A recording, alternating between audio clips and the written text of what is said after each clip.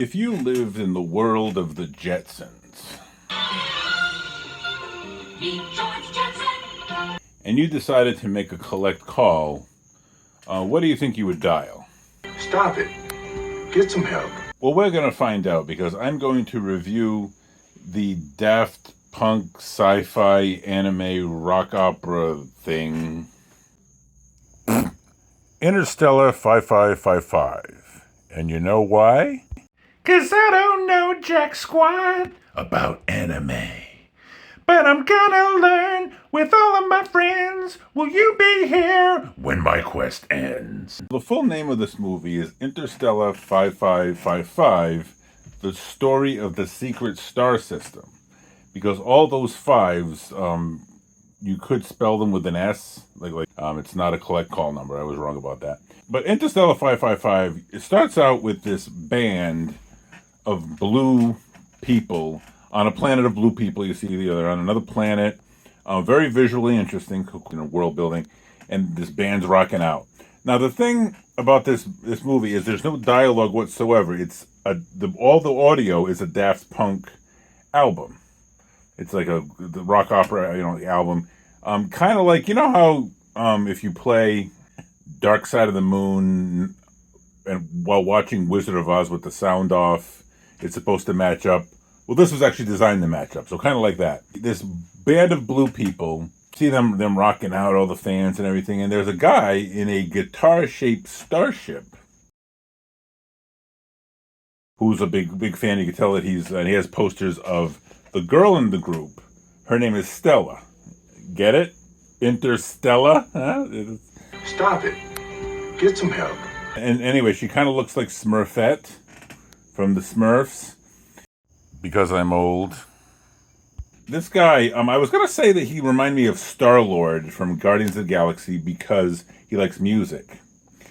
But, he does has that Han Solo vibe, but then I thought because his ship is shaped like a guitar solo? Huh?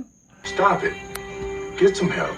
And there's actually a scene where Guitar Solo is like vacuuming the outside of his spaceship. Which, I'm new to anime, but even as a sci-fi fan, I've never seen anybody vacuum the outside of their spaceship. So, I mean, he's tidy.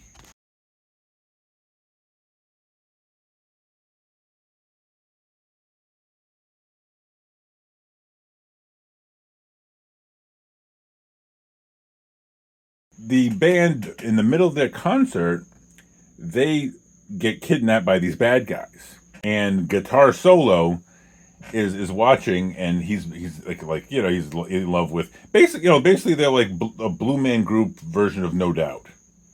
That's kind of what they remind me of.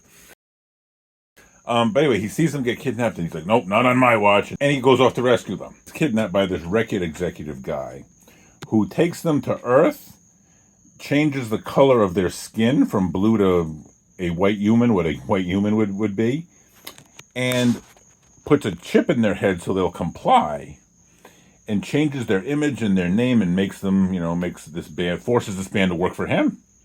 So basically it's a metaphor for a record company changing a band's image and all things like that. So Daft Punk was, that's the statement Daft Punk is making with this movie. I was surprised at how much of you have to pay attention to the visuals, obviously, because there's no dialogue with the characters, but they do a good job of explaining certain things. Like, okay, that's what they're doing here. But it's all visual. You got to pay attention to the visuals. You can't watch it casually and while you're doing something else, unless you just want to listen to Daft Punk music. I do think that how much you like this movie will greatly depend on how much you like Daft Punk's music. Otherwise, it'll start to get old at the end. You definitely will not like this movie if you feel this way about Daft Punk. Look at this old Casio keyboard from the 1980s that I have found. Watch what happens when I push this demo button. Hello, Daft Punk. Great song. Here's a Grammy. But if you do like Daft Punk's music, or you can endure it, if you're not crazy about it, but you can endure it, there's more of a story than I kind of expected from a bunch of music videos, which is what I thought about this going in. There's a scene where the human version of this band wins an award, and Daft Punk makes a cameo, as a band that loses, like Daft Punk loses to the band. So I like that they have like a sense of humor about themselves to do something so creative and and kind of goof on themselves. I definitely think it's very creative for for that concept album, anime kind of thing.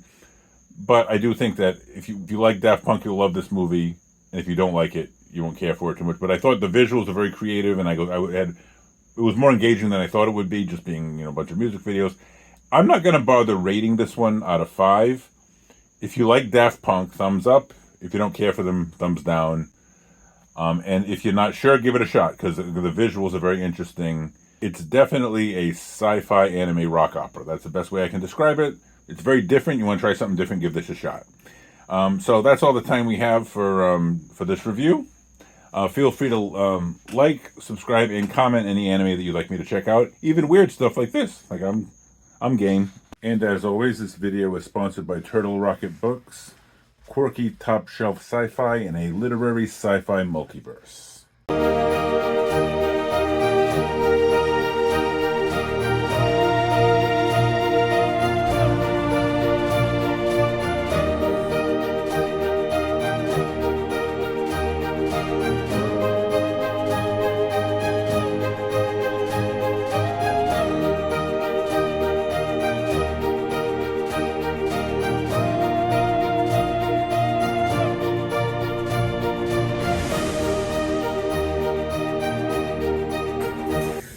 Want to see some weird stuff?